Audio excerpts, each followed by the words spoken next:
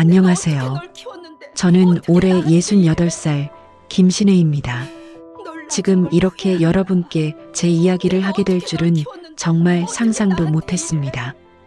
평생 남의 일에 끼어들지 않고 조용히 살아온 사람이거든요. 하지만 지금은 제 이야기를 꼭 해야만 할 것 같습니다. 혹시라도 저와 같은 일을 겪으실 분들을 위해서라도 말이죠. 비밀 사연 드라마 오늘도 시작합니다. 구독과 좋아요도 한번 눌러주세요. 저는 평범한 주부였습니다. 남편과 결혼해서 40년을 함께 살았고 아들 민수 하나를 키우며 살아왔습니다.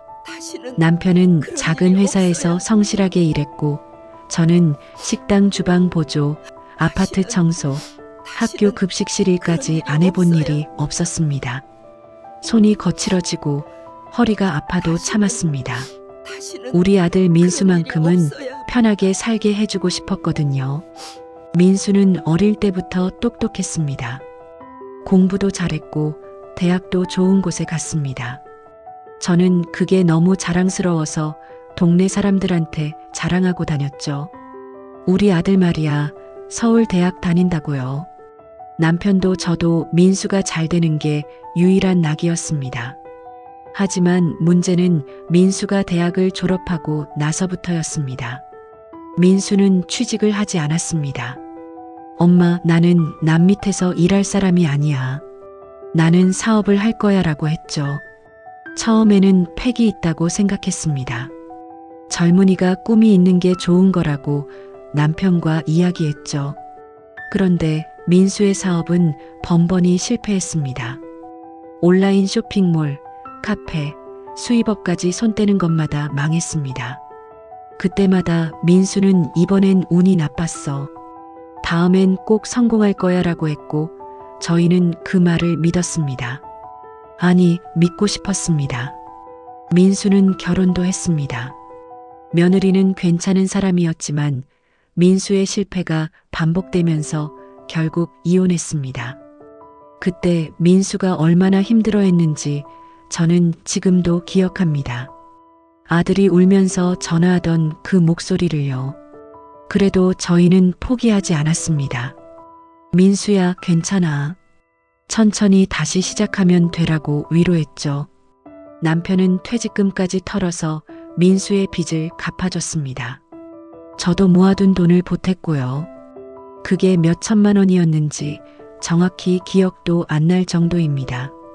하지만 민수는 변하지 않았습니다. 아니, 오히려 더 심해졌습니다. 돈에 대한 감각이 완전히 무뎌진 것 같았어요. 몇백만 원을 물쓰듯 쓰면서도 이 정도는 투자야라고 했습니다. 저는 불안했습니다. 이러다가 정말 큰일 나는 거 아닌가 하고요. 그러던 어느 날 남편이 갑자기 쓰러졌습니다. 뇌경색이었습니다. 다행히 목숨은 건졌지만 오른쪽 팔다리를 제대로 쓸 수 없게 됐습니다. 저는 그때부터 남편을 병원에 모시고 다니면서 재활 치료를 시작했습니다. 그리고 그때 깨달았죠. 이제 우리 부부는 돈을 벌 수 있는 나이가 아니라는 것을요. 저는 민수에게 말했습니다. 민수야, 이제 엄마 아빠도 나이가 들었어. 내가 이제는 스스로 살아야 해. 민수는 알겠다고 했습니다. 하지만 그건 거짓말이었습니다. 진짜 지옥은 그때부터 시작됐으니까요. 남편이 쓰러진 후 저희 집안 분위기는 완전히 바뀌었습니다. 남편은 재활 치료를 받으면서도 자꾸 민수 걱정을 했습니다. 여보, 민수는 괜찮겠지? 우리가 이러니까 애가 더 힘들 텐데. 저는 그 말을 들을 때마다 가슴이 답답했습니다. 이 상황에서도 아들 걱정이라니요. 민수는 한동안 연락이 뜸했습니다. 아마 미안했던 것 같습니다. 아버지가 쓰러졌는데도 제대로 병문안 한번 못 온 게 말이죠. 한 달쯤 지나서 민수가 전화를 했습니다. 엄마, 아버지 상태 어때? 저는 담담하게 대답했습니다. 많이 좋아지셨어. 내가 걱정 안 해도 돼. 그런데 민수의 다음 말이 저를 당황하게 만들었습니다. 엄마, 나 요즘 진짜 힘들어. 사업 때문에 미치겠어. 저는 한숨을 쉬었습니다. 또 시작이구나 싶었죠. 민수야, 엄마가 뭐라고 했니? 이제는 내가 알아서 해야 한다고 했잖아. 민수는 목소리를 낮춰서 말했습니다. 엄마, 나 진짜 이번엔 기회야. 친구가 좋은 투자처를 알려줬어. 여기만 투자하면 1년 안에 몇 배로 불릴 수 있대. 저는 전화를 끊고 싶었습니다. 이런 말을 몇 번이나 들었는지 모르겠거든요. 민수야, 엄마는 그런 거 모르고 도와줄 수도 없어. 아빠 병원비 내기도 빠듯해. 민수는 잠시 침묵하더니 말했습니다. 엄마, 그럼 아빠 퇴직금 남은 거라도 좀 빌려줘. 나 정말 이번엔 확실해. 저는 단호하게 말했습니다. 안 돼. 그건 우리 노후 자금이야. 전화를 끊고 나니 기분이 영 좋지 않았습니다. 아들에게 돈을 안 빌려준 게 죄라도 된 것처럼 마음이 무거웠습니다. 남편에게 이 이야기를 했더니 남편은 한숨을 쉬면서 말했습니다. 민수가 그렇게 간절하면 조금만 도와주는 게 어때? 저는 화가 났습니다. 여보, 정신 차려요. 우리 지금 돈 있어요? 아빠 병원비, 재활치료비, 생활비 빼면 남는 거 하나도 없다고요. 남편은 아무 말도 하지 않았습니다. 하지만 저는 알았습니다. 남편도 마음속으로는 민수를 도와주고 싶어 한다는 거요. 저도 마찬가지였습니다. 부모라는 게 그런 거잖아요. 자식이 힘들다고 하면 어떻게든 도와주고 싶은 게. 며칠 후 민수가 집으로 찾아왔습니다. 오랜만에 보는 아들의 얼굴은 많이 수척해 보였습니다. 엄마, 아빠, 죄송해요. 그동안 제대로 찾아뵙지도 못하고. 민수는 과일 바구니를 들고 왔더군요. 남편은 반가워하면서 민수를 맞았습니다. 민수는 아버지와 이런저런 이야기를 나누다가 슬쩍 본론을 꺼냈습니다. 아빠, 저 요즘 정말 좋은 기회를 잡았어요. 친구가 부동산 투자 쪽에서 일하는데 확실한 정보래요. 지금 투자하면 1년 안에 2배는 확실하대요. 남편은 관심 있는 표정으로 들었습니다. 저는 옆에서 말을 끊었습니다. 민수야, 그런 이야기 그만해. 우리한테는 여유돈이 없어. 민수는 저를 보면서 말했습니다. 엄마, 저 지금 정말 절박해요. 이번 기회 놓치면 저 평생 이렇게 살아야 해요. 저는 단호하게 말했습니다. 그래도 안 돼. 우리 노후 자금은 절대 손댈 수 없어. 민수의 얼굴이 굳어졌습니다. 엄마, 진짜 그러실 거예요? 제가 지금까지 얼마나 힘들게 살았는데 이번 한 번만 도와주시면 안 돼요? 저는 목소리를 높였습니다. 민수야, 내가 힘든 거 엄마가 몰라? 그래도 안 되는 건 안 되는 거야. 그날 민수는 화를 내면서 집을 나갔습니다. 남편은 저를 원망하는 눈빛으로 쳐다봤습니다. 당신이 너무 심한 거 아니오? 아들이 저렇게 간절한데. 저는 눈물이 났습니다. 왜 제가 나쁜 사람이 되어야 하는지 이해할 수 없었습니다.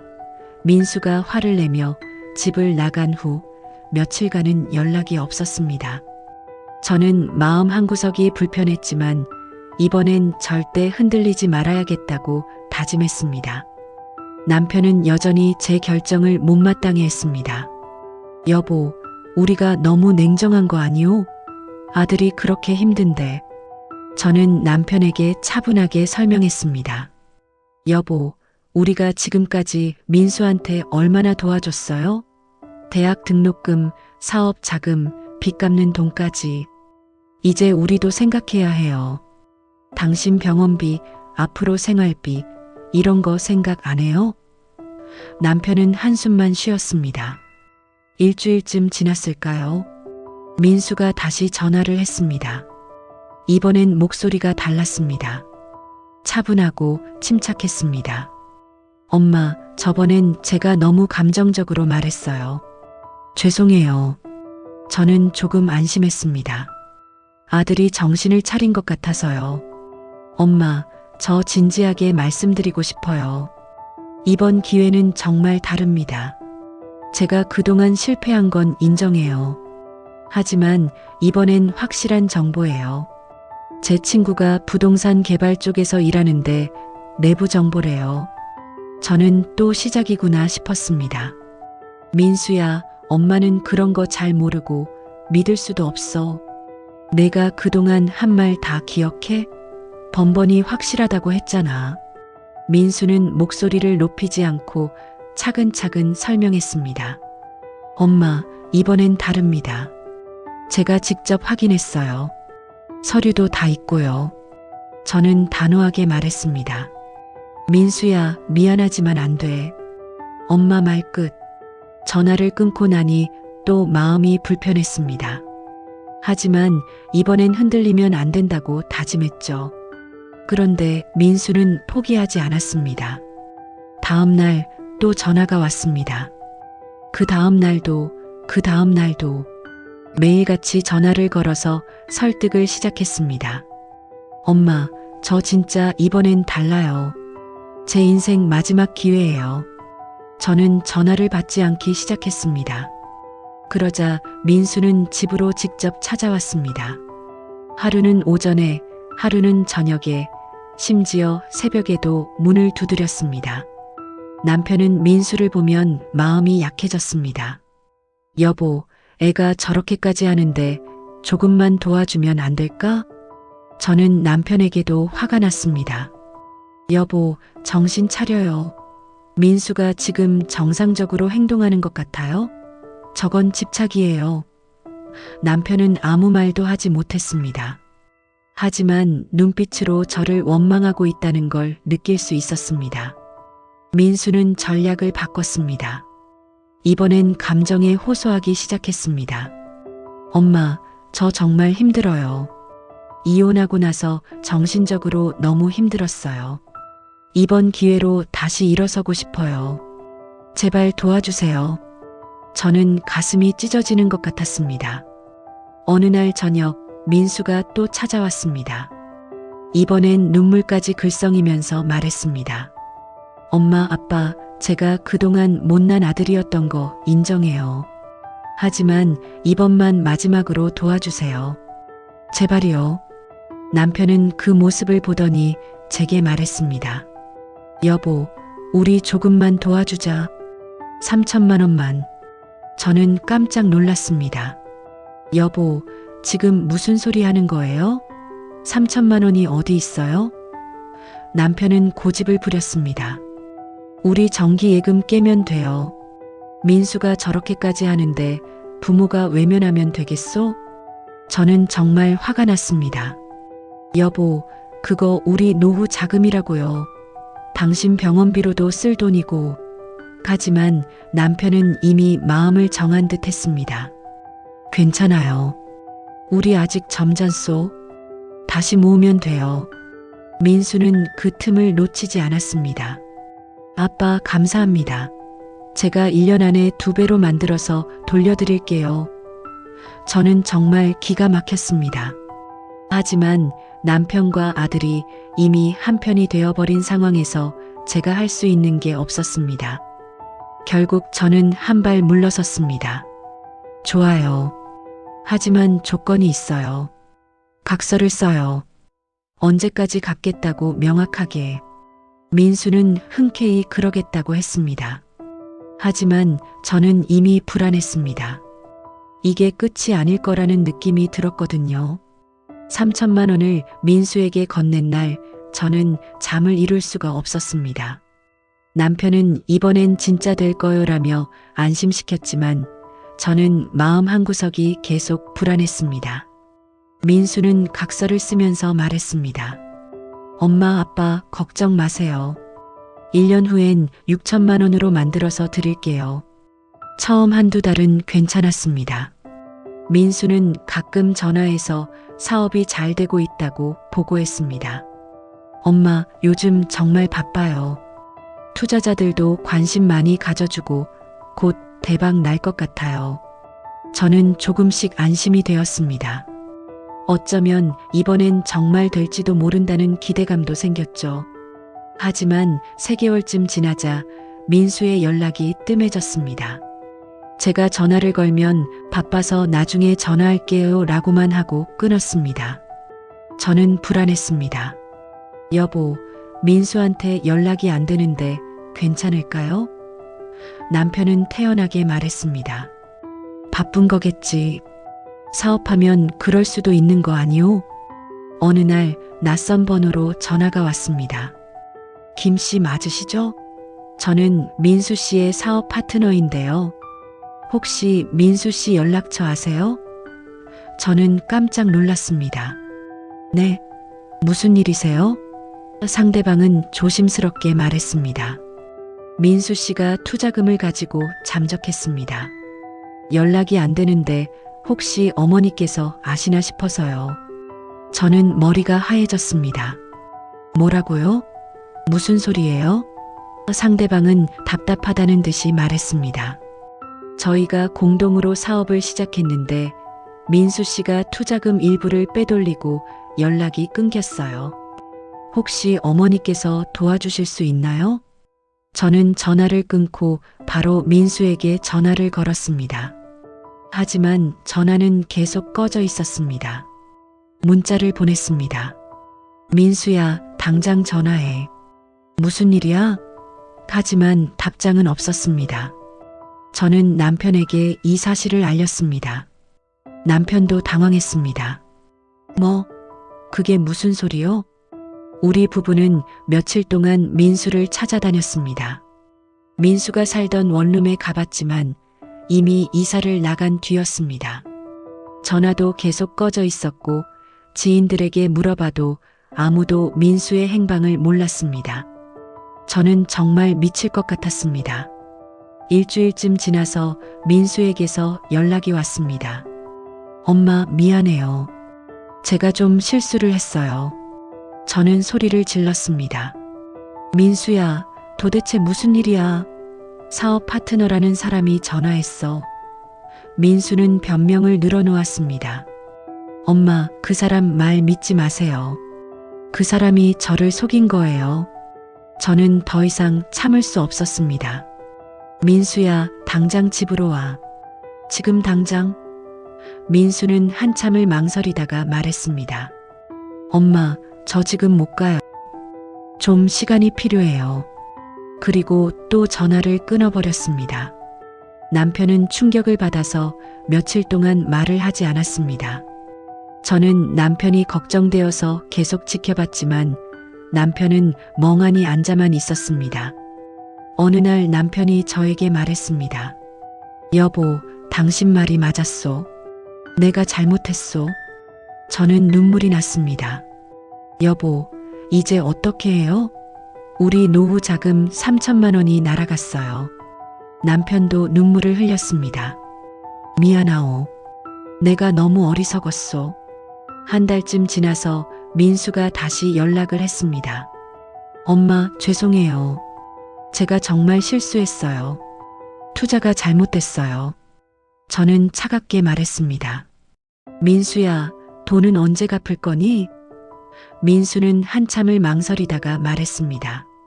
엄마, 지금은 돈이 없어요. 조금만 시간을 주세요. 저는 한숨을 쉬었습니다. 민수야, 각서에 1년 후에 갚는다고 썼잖아. 그거라도 지켜. 민수는 알겠다고 했지만 저는 믿을 수가 없었습니다. 이미 한 번 배신당한 상황에서 어떻게 믿을 수 있겠어요? 그런데 진짜 악몽은 그때부터 시작이었습니다. 민수가 돈을 갚지 못한다는 말을 한 후로 몇 달이 흘렀습니다. 저는 이미 그 돈은 포기한 상태였습니다. 남편도 마찬가지였고요. 우리는 그냥 남은 돈으로 조용히 살아가려고 했습니다. 민수는 가끔 전화를 해서 죄송해요. 조금만 더 기다려주세요 라고만 했습니다. 어느 날 은행에서 전화가 왔습니다. 고객님, 혹시 최근에 대출을 받으신 적 있으신가요? 저는 이상하다는 생각이 들었습니다. 아니요, 대출 받은 적 없는데요. 은행 직원은 당황한 목소리로 말했습니다. 그런데 고객님 명의로 대출이 여러 건 진행 중입니다. 확인 부탁드립니다.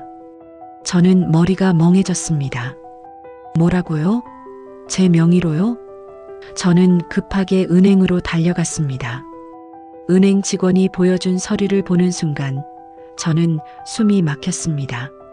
제 명의로 총 5천만 원의 대출이 진행되어 있었습니다. 그것도 세 곳의 은행에서. 이게 어떻게 된 일이에요? 저는 대출 신청한 적이 없어요. 은행 직원은 조심스럽게 말했습니다. 고객님, 혹시 다른 분께 주민등록번호나 인감을 맡기신 적 있으신가요? 저는 그 순간 머릿속이 하얘졌습니다. 민수.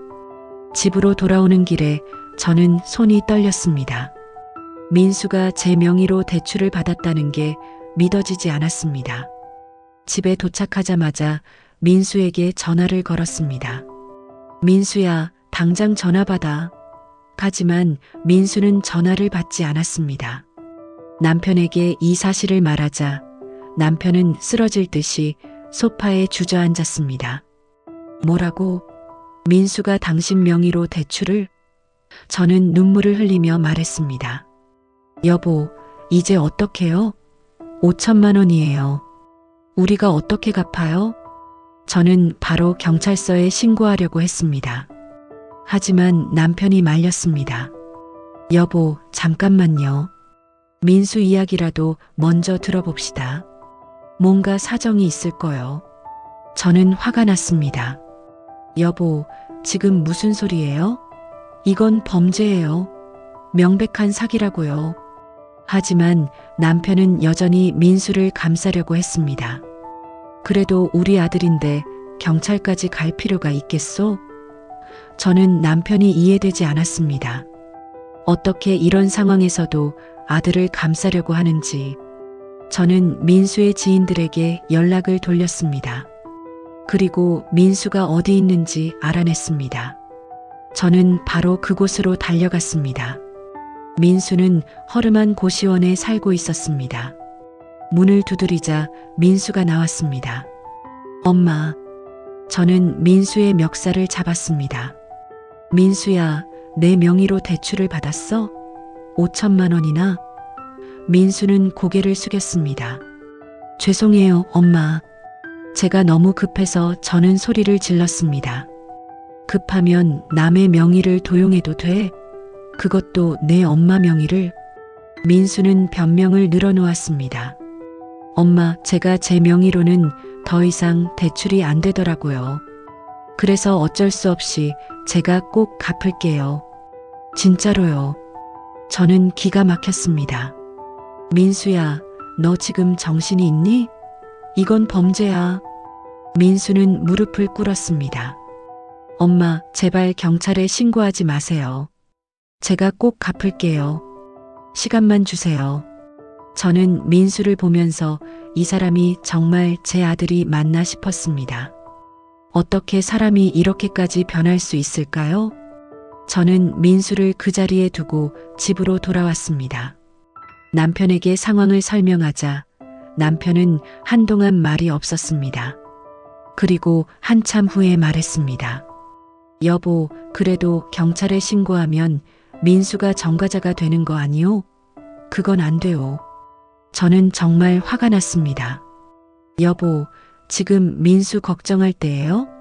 우리가 5천만 원을 어떻게 갚아요? 남편은 고집을 부렸습니다. 그래도 우리 아들인데 다른 방법을 찾아봅시다. 저는 더 이상 남편과 이야기하고 싶지 않았습니다. 방으로 들어가서 혼자 생각했습니다. 경찰에 신고해야 할까? 하지만 신고하면 민수는 정말로 끝이에요. 하지만 신고하지 않으면 우리가 5천만 원을 갚아야 합니다. 며칠 동안 고민했습니다. 그리고 은행에서 또 전화가 왔습니다. 고객님, 대출금 상환이 연체되고 있습니다. 빨리 처리 부탁드립니다. 저는 그제야 결심했습니다. 더 이상 이대로 있을 수 없다고. 은행 대출건으로 정신이 없던 어느 날 저는 정기예금 통장을 확인하려고 은행에 갔습니다. 우리 부부가 평생 모은 마지막 노후 자금 8천만 원이 들어있는 통장이었죠. 그런데 은행 직원이 보여준 잔액을 보는 순간 저는 그 자리에서 쓰러질 뻔했습니다. 잔액이 0원이라고요? 제 목소리는 떨렸습니다. 은행 직원은 당황하면서 말했습니다. 고객님, 지난달에 전액 인출되셨는데요. 저는 머리가 하얘졌습니다. 제가 언제 인출했다고요? 저는 한 번도 인출한 적 없어요. 은행 직원이 기록을 확인해 줬습니다. 인출 날짜, 시간, 장소까지 다 나와 있었습니다. 그리고 그 시간에 저는 집에 있었습니다. 분명히 기억합니다. 그날은 남편 병원 가는 날이었거든요. 혹시 다른 분께 통장이나 인감을 맡기신 적 있으신가요? 은행 직원의 말에 저는 온몸이 얼어붙었습니다. 몇 달 전 민수가 급하게 서류 작업이 필요하다며 제 인감 도장을 빌려간 적이 있었습니다. 그리고 그 뒤로 돌려주지 않았었죠. 저는 비틀거리며 은행을 나왔습니다. 집으로 돌아오는 내내 눈물이 멈추지 않았습니다.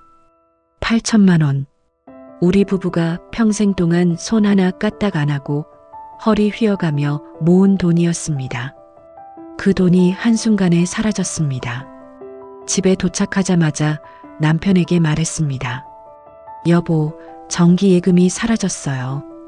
8천만 원이 다 없어졌어요. 남편은 이해하지 못하겠다는 표정이었습니다. 뭐라고? 그게 무슨 소리요? 저는 은행에서 들은 이야기를 남편에게 했습니다. 그리고 민수가 제 인감을 가져간 이야기도 했습니다. 남편의 얼굴이 점점 굳어졌습니다. 설마 민수가? 저는 바로 민수에게 전화를 걸었습니다. 이번엔 전화를 받았습니다. 엄마, 무슨 일이세요? 저는 떨리는 목소리로 물었습니다. 민수야, 엄마 정기예금 8천만 원 내가 가져갔니? 민수는 잠시 침묵하다가 말했습니다. 엄마 죄송해요. 제가 너무 급해서 저는 그 순간 정말로 정신이 나갈 것 같았습니다. 민수야, 넌 정말 어떻게 그럴 수가 있니? 민수는 변명을 시작했습니다. 엄마, 저도 어쩔 수 없었어요. 대출금 갚아야 하고 새로운 투자 기회가 생겼고 제가 이걸로 크게 만들어서 다 돌려드릴게요. 저는 웃음이 나왔습니다. 허탈한 웃음이었죠. 민수야, 너 지금 정신이 있는 거니? 너 지금까지 얼마를 가져갔는지 알아? 3천만 원에 내 명의로 대출받은 5천만 원에 이제 8천만 원까지 총 1억 6천만 원이야. 너 이걸 어떻게 갚을 건데?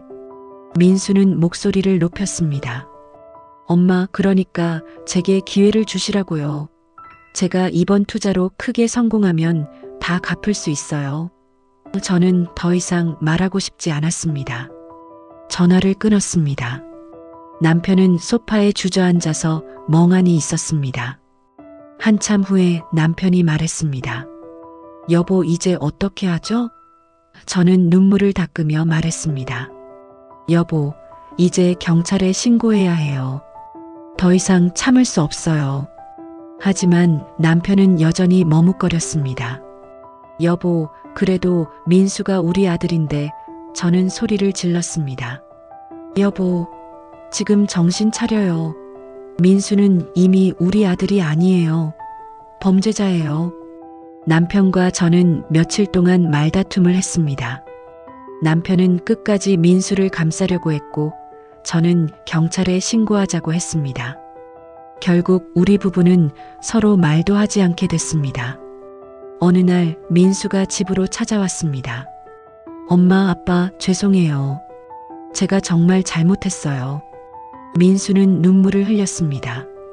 하지만 저는 더 이상 민수의 눈물에 속지 않았습니다. 민수야, 너 지금 진짜로 반성하는 거니? 아니면 또 돈 때문에 온 거니? 민수는 고개를 숙였습니다. 엄마, 진짜로 죄송해요. 제가 너무 잘못 생각했어요. 저는 민수에게 마지막으로 물었습니다. 민수야, 8천만 원은 어디 갔니? 정말로 투자했니? 민수는 한참을 망설이다가 말했습니다. 엄마 일부는 빚 갚는 데 썼고요. 일부는 생활비로 썼어요. 그 말을 듣는 순간 저는 정말로 민수를 포기해야겠다고 결심했습니다. 민수가 8천만 원을 빚과 생활비로 썼다는 말을 듣고 저는 더 이상 참을 수 없었습니다. 다음 날 바로 법률 상담을 받으러 갔습니다. 변호사는 제 이야기를 듣고 나서 심각한 표정으로 말했습니다. 어머님, 이건 명백한 범죄입니다. 타인명의 도용, 사문서 위조, 횡령죄까지 적용될 수 있어요. 바로 고소하셔야 합니다.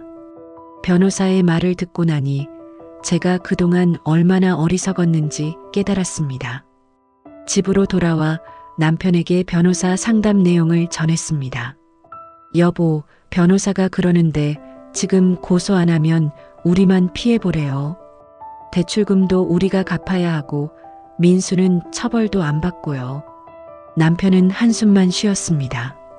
여보, 그래도 경찰에 신고하면 민수 인생이 끝나는 거 아니오? 저는 정말 화가 났습니다. 여보, 지금 민수 인생 걱정할 때예요? 우리 노후는 어떻게 되는데요? 우리는 이제 빈털털이잖아요. 남편은 더 이상 아무 말도 하지 못했습니다. 저는 다음 날 바로 경찰서에 갔습니다. 고소장을 작성하면서 손이 떨렸습니다. 제 손으로 제 아들을 고소한다는 게 믿기지 않았습니다. 경찰은 민수를 조사하기 시작했습니다. 며칠 후 민수가 제게 전화를 했습니다. 엄마, 어떻게 진짜 경찰에 신고하실 수가 있어요? 저 진짜 엄마 아들 맞아요? 저는 차갑게 대답했습니다. 민수야, 넌 이미 내 아들이 아니야. 민수는 울면서 말했습니다. 엄마, 제발요. 고소 취하해 주세요. 제가 정말 갚을게요. 하지만 저는 더 이상 민수의 말을 믿을 수 없었습니다. 민수야, 넌 그동안 몇 번이나 갚겠다고 했니? 이제 법이 판단할 거야. 남편은 제 결정을 받아들이지 못했습니다. 여보, 당신이 너무 잔인한 거 아니오? 아무리 그래도 우리 아들인데. 저는 남편에게 소리를 질렀습니다. 여보, 당신은 아직도 정신을 못 차렸어요? 민수가 우리한테 뭘 했는데요? 그날부터 남편과 저는 완전히 갈라섰습니다. 남편은 제 방에도 들어오지 않았고 저도 남편과 말을 섞지 않았습니다. 집 안 분위기는 얼어붙었습니다. 민수의 재판이 시작됐습니다. 법정에서 민수를 보는 순간 저는 눈물이 났습니다. 하지만 참았습니다. 민수는 재판정에서도 변명만 늘어놓았습니다. 저는 갚을 생각이었습니다. 어머니를 속이려던 게 아니었어요. 검사는 엄격하게 말했습니다. 피고인은 계획적으로 어머니의 명의를 도용했고 총 1억 6천만 원 상당의 금액을 편취했습니다.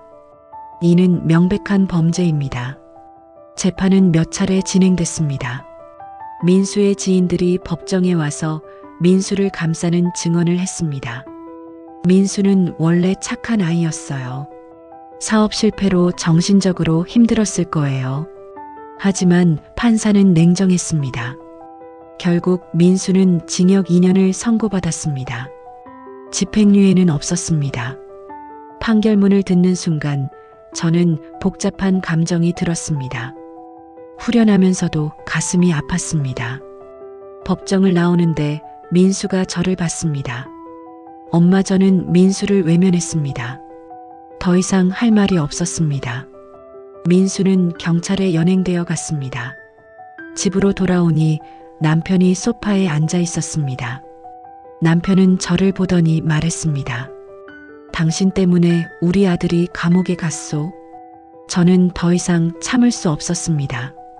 여보, 지금 뭐라고 했어요? 남편은 저를 원망하는 눈빛으로 쳐다봤습니다. 당신이 좀 더 참았으면 이렇게까지 안 됐을 거 아니오? 저는 기가 막혔습니다. 여보, 정신 차려요. 민수가 우리한테 뭘 했는데요? 하지만 남편은 끝까지 제 탓을 했습니다. 저는 더 이상 남편과 같이 살 수 없다고 생각했습니다. 그날 밤 저는 짐을 쌌습니다. 남편은 아무 말도 하지 않았습니다. 다음 날 저는 작은 원룸을 구해서 나왔습니다. 결혼 40년 만에 남편과 별거를 시작한 겁니다. 저는 원룸에 앉아서 한참을 울었습니다. 제 인생이 이렇게 무너질 줄은 상상도 못했습니다. 원룸으로 이사한 후 저는 한동안 아무것도 할 수 없었습니다.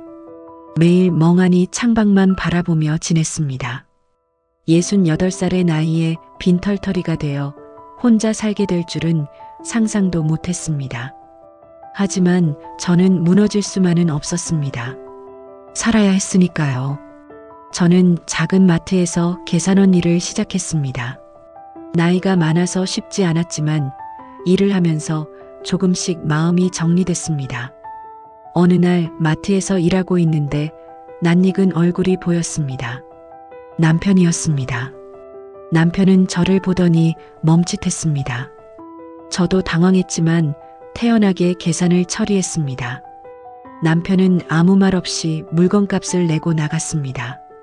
다음 날 남편에게서 문자가 왔습니다. 여보, 우리 한번 만나서 이야기합시다. 저는 한참을 고민하다가 만나기로 했습니다. 카페에서 만난 남편은 많이 수척해 보였습니다. 여보, 미안하오. 내가 잘못 생각했소. 남편의 첫마디였습니다. 저는 아무 말도 하지 않았습니다. 남편은 계속 말했습니다. 당신 말이 맞았소. 내가 민수를 너무 감쌌소. 그게 오히려 민수를 망친 거였소. 저는 한숨을 쉬었습니다. 여보, 이제 와서 그런 말 해봤자 뭐해요? 이미 다 끝났잖아요. 남편은 눈물을 글썽이며 말했습니다. 여보, 다시 집으로 돌아옵시다. 우리 남은 인생이라도 같이 삽시다. 저는 한참을 생각했습니다. 남편과 다시 살 수 있을까? 하지만 40년을 함께 산 사람입니다. 미운 정, 고운 정이 다 든 사람이죠. 저는 조건을 제시했습니다. 여보, 민수 이야기는 앞으로 절대 하지 마세요. 저는 더 이상 민수를 제 아들로 생각하지 않을 거예요. 남편은 고개를 끄덕였습니다. 알았소. 나도 이제 민수를 포기했소. 저는 남편과 다시 살기로 했습니다. 하지만 예전처럼은 아니었습니다. 서로를 대하는 태도가 조심스러워졌죠. 몇 달 후 민수가 출소한다는 소식을 들었습니다. 남편에게서 들은 이야기였습니다. 남편도 민수를 만나지 않겠다고 했지만 저는 믿을 수 없었습니다. 과연 남편이 그 약속을 지킬 수 있을까? 어느 날 집 앞에서 민수를 마주쳤습니다. 민수는 많이 야위어 있었습니다. 엄마 민수가 저를 불렀지만 저는 외면했습니다. 민수는 제 뒤를 따라오며 말했습니다. 엄마, 죄송해요. 제가 정말 잘못했어요. 저는 걸음을 멈추고 민수를 쳐다봤습니다. 민수야, 이제 내 인생은 내가 알아서 살아. 엄마한테는 더 이상 기대하지 마. 민수는 울먹이며 말했습니다. 엄마, 제발 한 번만 더 기회를 주세요. 저는 단호하게 말했습니다. 민수야, 넌 이미 수십 번의 기회를 받았어. 그리고 그 모든 기회를 내가 스스로 망쳤어. 이제 정말로 끝이야. 민수는 그 자리에 주저앉아서 울었지만 저는 돌아보지 않았습니다. 집으로 돌아와서 남편에게 말했습니다. 여보, 오늘 민수를 봤어요. 남편은 놀라면서 물었습니다. 뭐라고 했소? 저는 담담하게 대답했습니다. 이제 끝이라고 했어요. 더 이상 만나지 않겠다고요. 남편은 아무 말도 하지 않았습니다. 하지만 저는 알았습니다. 남편도 마음속으로는 제 결정에 동의한다는 걸요. 지금 저는 여전히 마트에서 일하고 있습니다. 힘들지만 제 힘으로 돈을 벌면서 살아간다는 게 자랑스럽습니다. 남편과도 조금씩 관계를 회복하고 있고요. 저는 이제 깨달았습니다. 부모라고 해서 무조건 자식을 감싸야 하는 건 아니라는 거요. 자식이 잘못했을 때는 단호하게 끊을 줄도 알아야 한다는 거요. 그게 진짜 부모의 사랑이라는 걸요. 여러분, 제 이야기를 들으시면서 어떤 생각이 드셨나요? 혹시 저와 비슷한 상황에 계신 분들이 있다면 제발 단호해지세요. 자식이라고 해서 모든 걸 용서할 수는 없습니다. 때로는 끊어내는 것도 용기입니다. 저는 지금도 가끔 민수 생각을 합니다. 하지만 후회는 하지 않습니다. 제가 한 선택이 옳았다고 생각합니다. 이제 저는 제 인생을 살 겁니다. 남은 인생이라도 제가 원하는 대로 살 거예요. 여러분도 힘내세요. 그리고 기억하세요. 부모도 사람입니다. 배신당했을 때는 끊어낼 줄 알아야 합니다. 그게 나를 지키는 방법입니다. 여러분도 힘내세요. 그리고 기억하세요. 부모도 사람입니다. 배신당했을 때는 끊어낼 줄 알아야 합니다. 그게 나를 지키는 방법입니다. 여러분, 제 이야기를 끝까지 들어주셔서 정말 감사합니다. 여러분이라면 이런 상황에서 어떻게 하셨을까요? 자식이라도 이런 배신을 용서할 수 있을까요? 아니면 저처럼 법적 대응을 하셨을까요? 댓글로 여러분의 솔직한 생각을 들려주세요. 여러분의 의견 하나하나가 저에게 큰 위로가 됩니다. 그리고 이 영상이 도움이 되셨다면 좋아요 버튼 한번 눌러주시고 구독과 알림 설정까지 해주시면 정말 감사하겠습니다. 앞으로도 여러분과 함께 나누고 싶은 이야기들이 많이 있습니다. 혹시 주변에 비슷한 고민을 하시는 분들이 계시다면 이 영상을 꼭 공유해 주세요. 누군가에게는 큰 힘이 될 수 있을 겁니다. 다음에도 더 좋은 이야기로 찾아뵙겠습니다. 모두 건강하시고 행복하세요. 감사합니다.